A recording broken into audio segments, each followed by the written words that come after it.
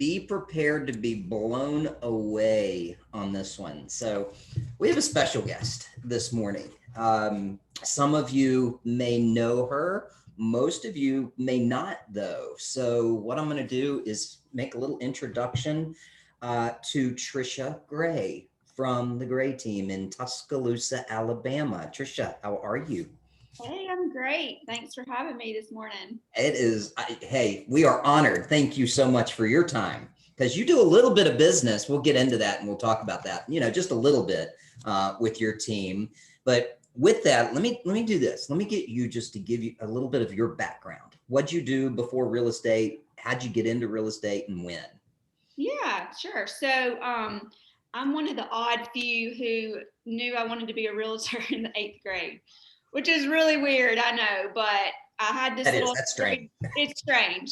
But I had this eighth grade boyfriend and his mom was a realtor and I saw what she did and I was like, that's pretty cool. Her name is in people's yards. And I thought that was neat, but I just stuck with it. So I went to the University of Alabama, and while I was there, I got my degree in finance with a concentration in real estate. But while I was in college, I did an internship with a top producing agent in Tuscaloosa. So as soon as I graduated college in December of 2001, I got my license and then went out on my own for the same brokerage that I was already working for with the agent. So that's when I started. So I've been in real estate 19 years. And I was at a local brokerage for 13 years. And then when Keller Williams opened up in Tuscaloosa 5.5 years ago, that's when I started the Gray Group and started building a business. Wow. So just 5 years ago is when Gray Group founded? Yes. Okay. So this is interesting because I wasn't aware that it was that new. I mean, that's basically a baby group right there when you look about how long you've been doing it and what you've done. So I want you to do this. So in 2020, Tricia, how many sides did your team do? 465. Wait a minute, say that again. 465. Everybody get that? 465. All right. So you have been in for 19 years, 14 of them just as an individual agent, and then you decided to build a team. So that's been going on for 5 years. Let's go through that a little bit. So when you started, how did you get going and how are those first 13 years? Yeah, so I was really young when I started. I was 22 when I started real estate, and I was at a local brokerage and there was no training there. I remember my broker saying to me, darling, you're going to sink or swim in this business. And he was right. And I swam, but barely. And everything I did, I just had to figure it out on my own. And what I did as a brand new agent, I didn't know what else to do. And back then, there wasn't really social media.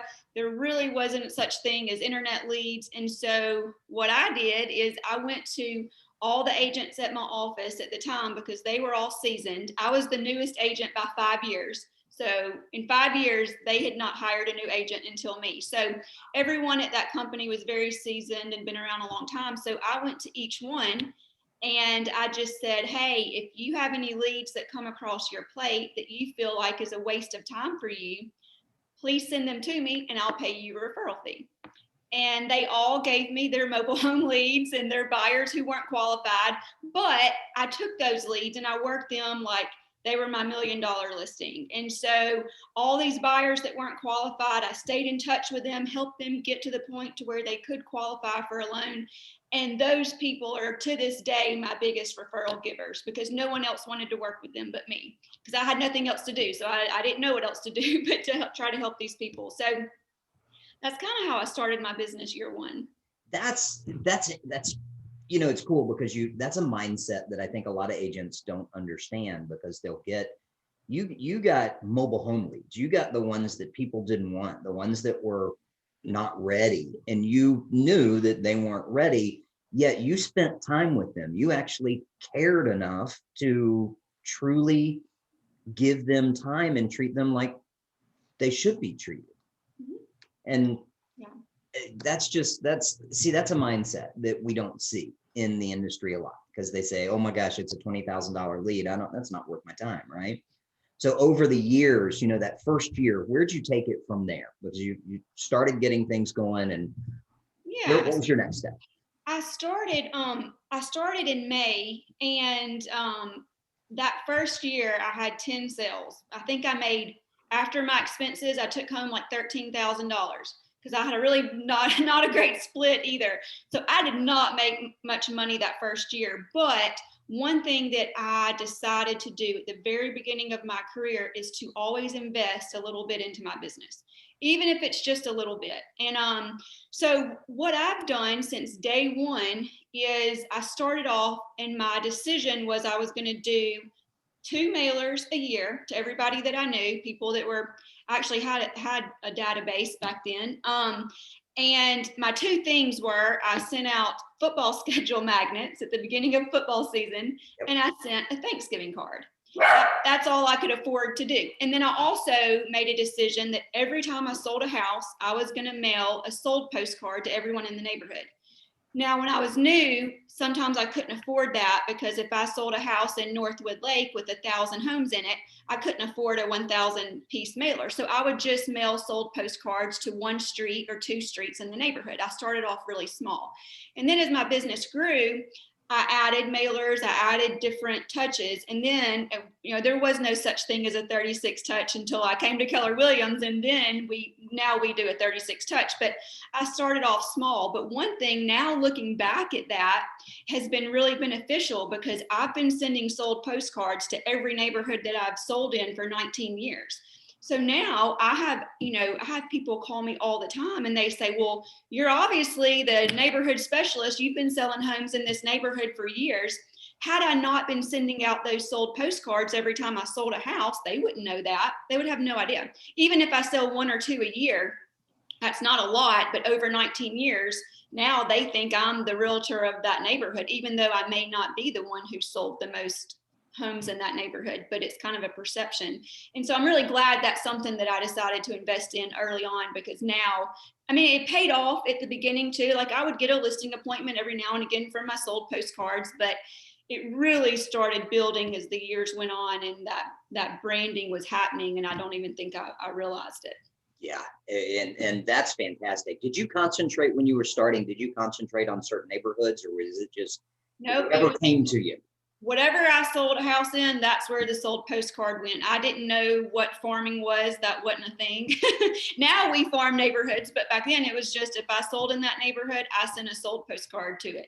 So that's what I did. And then, a few years later, when social media started to come around, one thing that I did there, and this was free, I knew that I wanted people to know that I was out working. I didn't want them to just know that I was a realtor, because there's a lot of realtors, but there's not a lot of working realtors. And I wanted people to know that I was actually a working realtor. I was full-time, I was working hard. And so what I decided to do with social media early on is, every time I was out showing, I would find something really unique about the house or the neighborhood, and I would post it. Because I get tired of seeing new listings and people with their sold signs. We still do that, but to me, that kind of gets boring. And so I tried to make it creative, where it was interesting, but I was still conveying the message that I was out working. So for example, I remember I showed this house in Northridge, and it had a really cool porch bed swing. And I took a picture of it and I posted it, and I was like, hey, I'm out showing a house and came across this bed swing. Is this not the coolest bed swing? I wonder who makes bed swings, Well, I had like 20 people comment on this bed swing. Well, the purpose of the post wasn't the bed swing. It was, I'm letting them know that I'm showing without boring them. Yes. And then I remember posting, I was in Highland Park, and Highland Park has a pond in it, and it has a family of ducks. Well, as I was showing, this family of ducks walked across the street. I snapped a picture, and I was like, oh my gosh, I was in Highland Park showing, and this cute duck family came across my path. Isn't this so cute, or something? but I would come up with something creative to talk about. But I wanted people to know that I was out showing. And even if you're not out showing, you can, preview vacant homes, and you don't have to say I was out previewing a vacant home. You could say, hey, I was checking out this house in Highland Park and came across this duck family. What do y'all think? There's ways that you can convey that you're out doing something in the real estate industry. That's fantastic. So this was just still pictures, not even video at the time. No, not video. Have you changed that over the years? Have you done video with that? Some, but not really. I mean, some agents on my team we do more videos, but I don't like my voice on videos, so I don't do videos. But because we're gonna repost this in the group so everybody can go back and watch it again. So I'll send you a link so you can listen to it again. Southern accent, but So you got responses from those pictures, just pointing out unique things. What'd you do when you got the responses? Did you continue to follow up? I continued to follow up with them. And, my point wasn't necessarily to get a buyer or seller. I mean, that's the ultimate goal. But my point was I wanted my friends on Facebook, and that's all I had at the time. I wanted them to know I'm out showing houses, that I'm not just a realtor, I'm a working realtor. And that was the message I was trying to convey. So I love that. Kind of an indirect way of doing it. But again, I didn't have any training, and I was just coming up with stuff on my own. And that's one thing that I did that I felt like worked, because I had people interacting with me about real estate. Absolutely. Well, I love that phrase, realtor versus working realtor. That's huge right there. That's a mindset difference. How many in the Tuscaloosa board, by the way? How many realtors? There's about 600 right now. About 600. Mm-hmm. And you are obviously the largest in Tuscaloosa, right? Yeah. Yep. So how did you decide, and let's jump ahead then for a couple of years, and let's look at when you decided to make the switch, but the biggest one, and this is going to go into probably a whole different conversation for some of the agents that will be on here looking at this. When did you decide to move, and why, from that single agent business to really growing a business and a team, and how'd you do it? Yeah, that's a great question. Well, at the time, I was 13, 14 years into my career. Me and my husband were both realtors. We were both single agents, and teams weren't a thing in Tuscaloosa. There were no real estate teams. We'd never heard of a real estate team. So everyone in Tuscaloosa was a single agent. And so me and my husband were doing, the last year at that brokerage, we did 99 deals, and all we had was a part-time assistant working like 15, 20 hours a week. So we were killing ourselves working. And I don't think we even realized it until we went to Mega Camp. So Keller Williams sent us to Mega Camp before Keller Williams ever even opened here. They sent us to Mega Camp, and I remember seeing Ben Kinney was on stage, and he was in one of those panels. And if you've ever been to family reunion or Mega Camp, when they have a panel, they pull the agent's numbers up on the screen.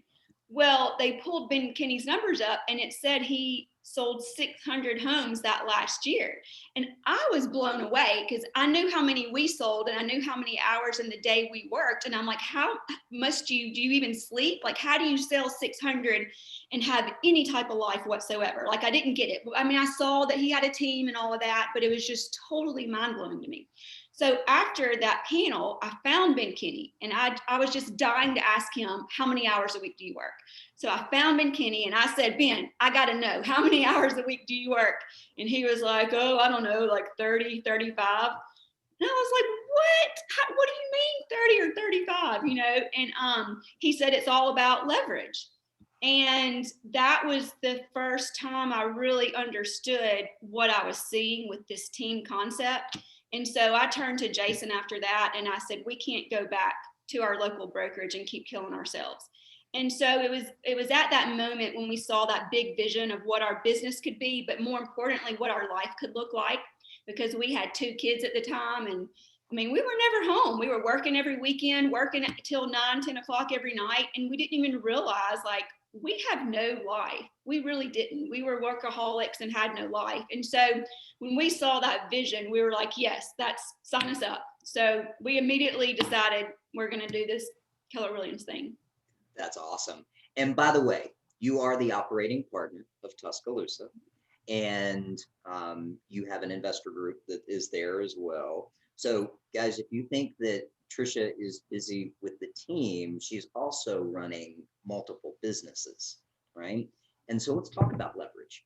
So you have an agent that's coming in, right? Think back, and if you could go back and do it over again, and you said that you and Jason had one part-time person, 15 hours a week.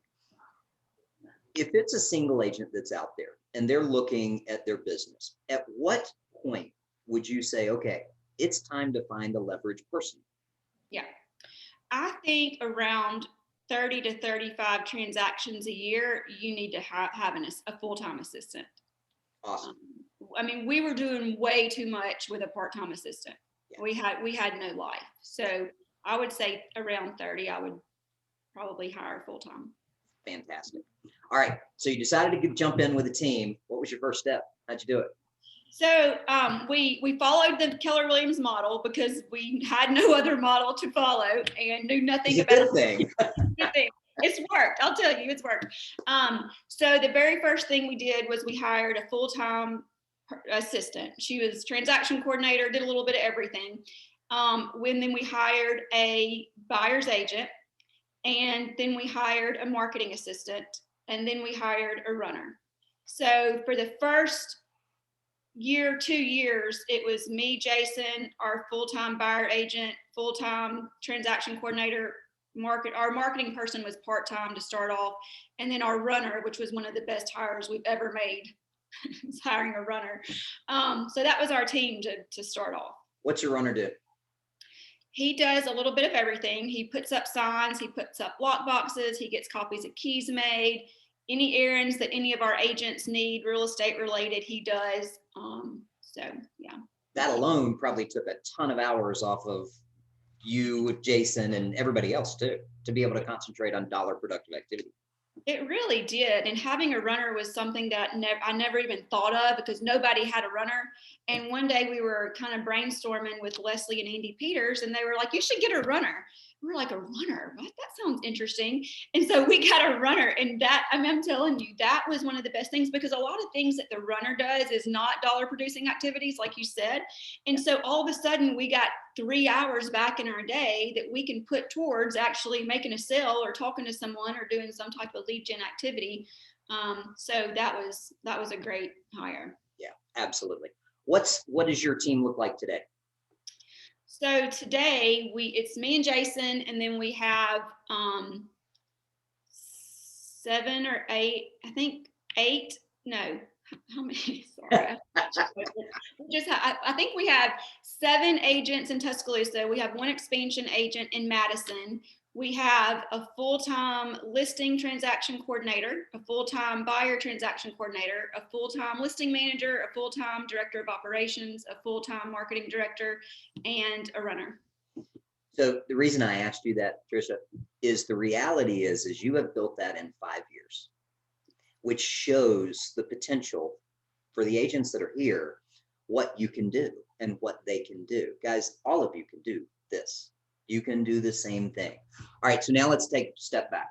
You've been in this for 19 years. You've been 14 years as an individual agent, 5 years building a team. If you were to start over today in this business, how would you do it? What would you concentrate on? And where would your focus be? Yeah, so I mean, so many things have changed, over the years. And I remember when we started Keller Williams, all the investors, we went through Ignite. Because again, we had no in 13 years, we didn't have one training class. Yeah. So Ignite was like the best thing we had ever taken. It was so great. And so now so many things, have changed. But one thing that I didn't do until I got to Keller Williams that I wish I would have done is a profit loss. And that's something like now, we go by the MREA budget model with all the percentages and everything. And for 13 years, I never had a profit loss. I knew money was coming in and I knew money was going out, and somehow there was still a little bit of money in the bank. And that's all I knew. But no one ever said, you need a profit loss. I don't know. I just didn't know. It's just not something I did. Yes. If I started over today, the first thing I would do is create a profit loss. And follow it and watch it really closely and watch what is making me money and what's not. That's one thing. And then two, I think I would focus more on making calls to my database, because that's not something I did. I just did mailers. I kind of copied what other agents were doing, and they were all doing mailers. And so I did a bunch of mailers. And I mean, it seems like common sense. Well, you call people and talk to them, but I didn't. And so I think I would have built my business faster had I made more conversations, you know. And I'm an introvert. So for me, you know, I needed somebody to push me a little bit to go have these conversations. But so I think I would have done a little bit of more phone calls to people that I know, instead of just doing all mail outs. That's fantastic. So what you're saying, you would concentrate on sphere of influence. Yes. And actually reaching out and working that as well. Yeah, like reaching out and talking to them, because I had a sphere and I was doing my 2 mailers a year. But you know, over time, yeah, that's been good, because people call me and say, well, I've been getting your mailers for 18, you know, 19 years. But I, you know, I wish if I started over, I would make more, I would call my sphere and say, you know, talk to them, see how they're doing, tell them I'm in real estate, you know, ask those important questions. Yeah. What's your day look like? How do you structure, plan, block? What do you do? Yeah, so usually I have meetings in the mornings, whether we have our grade group team meeting every Monday morning. I'm in a BNI chapter. I don't know if you know what BNI is, but it's a networking group that I have every Tuesday morning. And then Thursday we have Caravan. And then anyways, I have all my meetings in the morning. I usually do my lead generation mid-morning from anywhere from 10 to 12. And then I try to schedule my appointments in the afternoon. Now, of course, that, you know, changes sometimes, but that's how I time block my calendar. Nice. Do you get business from BNI? Yes. Oh, there you go, guys. There's another tip. I've been in it for 15 years. So every Tuesday for 15 years, I've been going to a BNI meeting. So got it. The longer you're in it, I think the more it pays off. Oh yeah, absolutely. Well, it's that consistency over time of what you're doing. Yeah, very nice. All right, guys, we're going to open it up and have some questions. Who's got some questions that you want to ask? It can be on any level of from starting to building a team that's wait a minute. What's your goal for 2021? 600. Oh, there you go. 600 sides in the 6th year of building a team. Just pause and let that sink in for a second, guys. All right, go ahead. Who's got a question? Go ahead and unmute yourself. And then now they're trying to find I think they're blown away, right? They're going, wait a minute, 6 years. Yeah, Lauren's going, I see the voice. Wait a minute, how do you do that?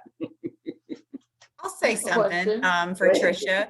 Yeah. Is I'm a notoriously bad Facebook poster. As far as taking pictures, I'm bad. I mean, family holidays come and go. Have I taken a picture? Absolutely not. I'm just really bad at that. But I keep telling myself, gee whiz, I showed a house yesterday. I should have done exactly what you said and taken a picture so people think that I'm out doing something. So you have inspired me to game on for that, because I'm not maximizing, you know, my value to my Facebook friends. So thank you. Well, I'm glad you took that away, Christy. And that's something that's free and it doesn't take a lot of time, you know, so it's a quick, easy way to let people know you're out there working. So that's great. Yeah. How much of that, Tricia, you said you've got a lot of your team members now doing that, but doing it on video as well. How's the response been to that? Did they do it basically the same way? Yeah, similar. And it's been really good. We did Bomb there for a while, where we would send out those videos through text message. It's like basically an app where you can send videos, and that worked well. We don't do Bomb anymore now. We just post it on Facebook or Instagram, and we get a better response through video. So there you go. Personally, I don't like watching videos, but apparently most of America does. Yeah. Yep, I agree. Nice. Who else? I have a question. There you go. Hey, Erica. Hey, Tricia, my first question is, in general, what responsibilities would an assistant have to provide you leverage? And then also, what responsibilities do you give to a runner? Yeah. So do you mean if you have both? Yeah, I have neither. So I'm just curious if you had an assistant. I know you said your assistant started out there doing your transaction coordination and all of that, but outside of that, what does an assistant do? Yeah. So that's a great question. And our first assistant, when we first hired one, she did a little bit of everything. So she did anything from setting up termite inspections, setting up home inspections, coordinating closing for us. If we needed an addendum written up, she would type up the addendum. If we needed a contract sent through dot loop, she would send the contract through dot loop. Just anything that would, a lot of paperwork oriented stuff, because realtors don't like paperwork, right? And so she would help prepare our listing package. She would help prepare our buyer packets. She would order our business cards, order our signs, just anything that she could take off our plate that wasn't working directly with the buyer or seller. And then our runner did anything that required us to get in the car and go somewhere other than show a house or go to a closing or listing appointment, they would do. So all the signs, all the keys. He goes to the post office and buys stamps for the mailers that we do, because we still to this day send sold postcards to every neighborhood we sell in. And so we go through a lot of stamps. So he goes to the post office, he delivers closing gifts for us if we need that, just anything that requires getting in the car and going somewhere. Fantastic. Wait a minute. So you send it, so 469 sides, you send out sold postcards to every single one of those? Everyone. Our office is like a post office. That's a fun, yeah, you are the post office. You're keeping them in business right now. We are keeping them in business. And last year, postcards were our fourth best source of sales. That's great. What was number one? Number one was past clients. Number two was referrals. Number three was a boomtown. And then number four was postcards. Nice. Boomtown, by the way, if you don't know, is internet leads for those of you who are out there. Okay, which what you're doing with the command and Facebook ads as well. So nice. All right, anybody else? Who else got one? I've got one. It's Erin. I just want to piggyback off of Erica on your when you're having your assistant and your runner on the assistant piece.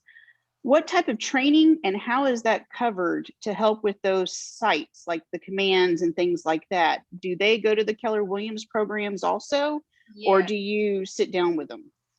I do not sit down with them. They do. We have a lot of our market center is we're really heavy in command, and we have tech training, we have smart plan workshops, we have all kinds of training around command every week. So that's one of the first things we do is we send our assistants to all of the KW training. Yeah, we definitely take advantage of that. So as a new agent, when you were very beginning, would you have appreciated having an assistant right off the bat so that you could have cultivated more things and they could have handled this other piece? I don't think so. I don't think so. I think it's important to really learn the business and learn everything that you have to do so you know what's going on. And then once you get to 30 sales, I think that's the point that you really need an assistant. I don't think when I started, I would have known what to tell my assistant to do if I had one. I barely knew what to do myself, much less tell an assistant what to do. Yeah. And back then too, Tricia, you probably didn't have access. There weren't these independent contract to closing coordinators either. No. Which probably could have been one of the first things, to take some of that piece off without committing to a salary and all of that. That's true. Yeah. We had nothing. Tricia, you said something about initials. Was that BNI or PNI? What was that? Yeah, so BNI, it stands for Business Networking International, and it's an international referral organization. And the great thing about BNI chapters is they only allow one member per profession. So every Tuesday I go to my BNI meeting, and there's about 23 of us. We're all in different professions, and the point of the meeting is to refer business to each other. So I'm the only realtor in there, and so I get all the realtor referrals, and there's one lender, one closing attorney, and we just meet every week and pass business to each other. Yeah, it's a I good have- group. I used to be involved in them as well in Florida. Definitely good. It can be very worthwhile. It does take, you've got to put some effort into it, build the relationships. Yeah.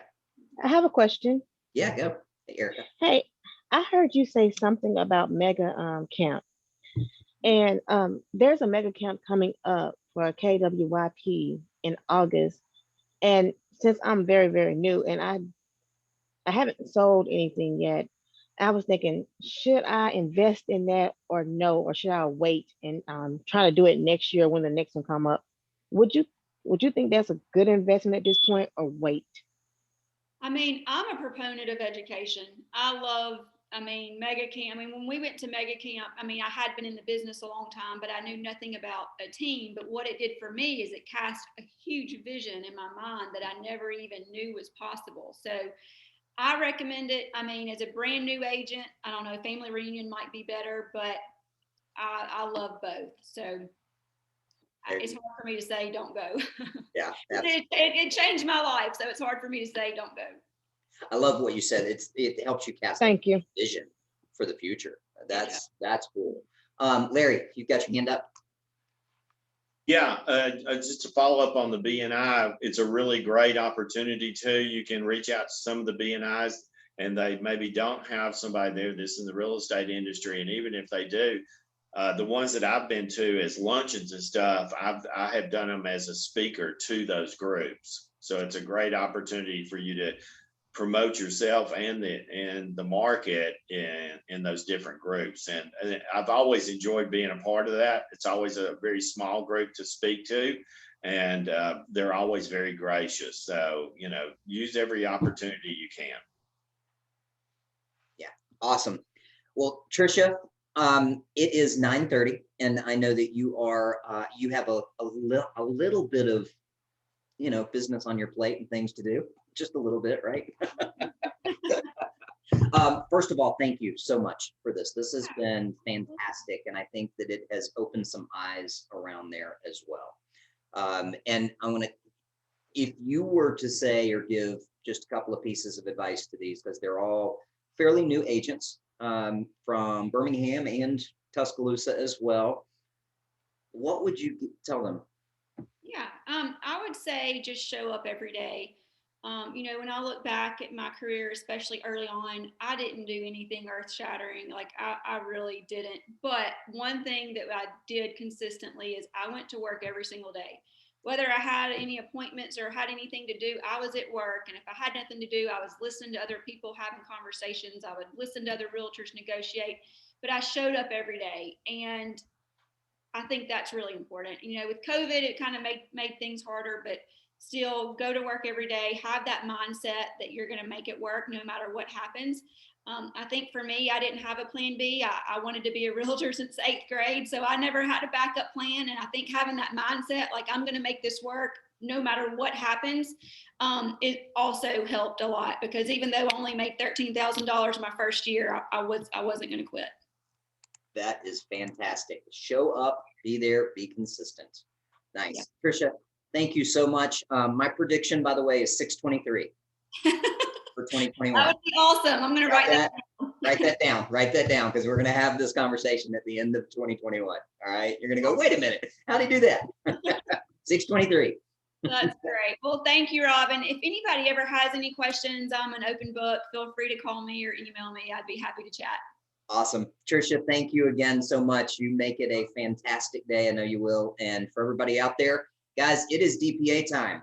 It is time for you to go and do your dollar productive activity. Go get it. You're all Rockstar agents, and we will see you later. Thank you, Tricia. Bye.